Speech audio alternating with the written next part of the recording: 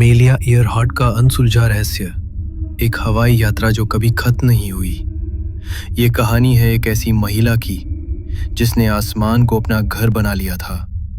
Amelia Earhart वो सिर्फ एक पायलट नहीं थी, बल्कि एक सपना थी, आज़ादी और अदम्य साहस का प्रतीक।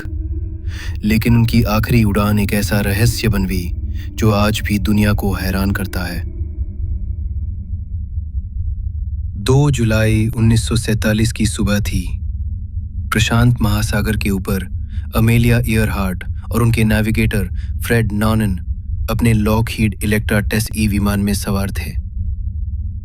उनका लक्ष्य था दुनिया का चक्कर लगाना, एक ऐसा कारनामा जो किसी महिला ने पहले कभी नहीं किया था। वे अपनी यात्रा के लगभग अंतिम चरण में थे जब उन्हें हाउलन द्वीप पर ईंधन भरने के लिए उतरना था। ये द्वीप प्रशांत के विशाल विस्तार में एक छोटा सा बिंदु था जिसे ढूंढना अपने आप में एक चुनौती थी। सुबह बजे 7 बजे सब 43 बजे हाउलन द्वीप के समय के अनुसार ईयरहार्ट ने तटरक्षक पोत इटास्का से रेडियो संपर्क किया। उनकी आवाज स्पष्ट थी, लेकिन संकेत कमजोर हो रहे थे। उन्होंने बताया कि वे द्वीप के पास हैं, लेकिन उसे देख नहीं पा रही है। इटास्का ने लगातार रेडियो संकेत भेजे, रोशनी जलाई, लेकिन अमेलिया का विमान दिखाई नहीं दिया।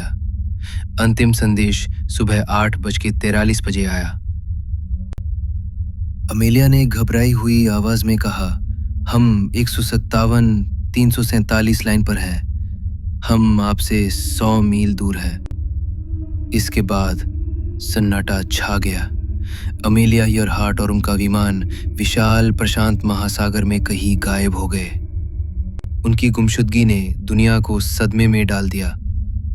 अमेरिकी नौसेना ने इतिहास का सबसे बड़ा खोज अभियान चलाया, लेकिन कोई सुराग नहीं मिला। न विमान का मलबा, न यात्रियों का कोई निशान। इस रहस्य ने कई सिद्धांतों को जन्म दिया। यांत्रिक विफलता और दुर्घटना। सबसे सीधा सिद्धांत ये था कि विमान में यांत्रिक खराबी आई होगी या ईंधन खत्म हो गया होगा और वे समुद्र में गिर गए होंगे। प्रशांत महासागर की विशालता और उस समय की सीमित तकनीक को देखते हुए ये सबसे तार्किक लगता है। दूसरा, जापानी कैद। एक और सनसनीखेज सिद्धांत ये था कि अमेलिया और फ्रेड को जापानी सेना ने पकड़ लिया होगा। उस समय जापान और अमेरिका के बीच तनाव बढ़ रहा था और कुछ लोगों का मानना था कि जापानी उन्हें जासूस समझकर ले गए होंगे। उन्हें साइपन द्वीप पर कैद कर लिया गया और बाद में मार दिया गया, ऐसी अफवाहें भी फैली। हालांकि इसके कोई ठोस सबूत नहीं मिले। और तीसरा, रिमोट द्वीप पर दुर्घटनाग्रस्त लैंडिंग। ये सिद्धांत कहता है कि वे हावलैंड द्वीप से भटक गए होंगे और पास के किसी निर्जन द्वीप जैसे निकोबारो पर आपातकालीन लैंडिंग की होगी। इस द्वीप पर कुछ मानव अवशेष और विमान के टुकड़े मिलने के दावे किए गए हैं, लेकिन निर्णायक रूप से साबित नहीं हो पाए। सच्चाई की खोज आज भी जारी। अमेलिया ईयरहार्ट का रहस्य आज भी अनसुलझा है। दशकों बाद भी शोधकर्ता और खोजी दल सच्चाई का पता लगाने की कोशिश कर रहे हैं। हाल के वर्षों में अत्याधुनिक सोनार तकनीक का उपयोग करके प्रशांत महासागर में कई गहरे पानी के अभियान चलाए गए हैं, विशेष रूप से निकोबारो द्वीप के आसपास। ऐतिहासिक दस्तावेजों और तस्वीरों की भी गहन जांच की जा रही है। हर नई खोज, हर नया सिद्धांत इस रहस्य को और गहरा करता है।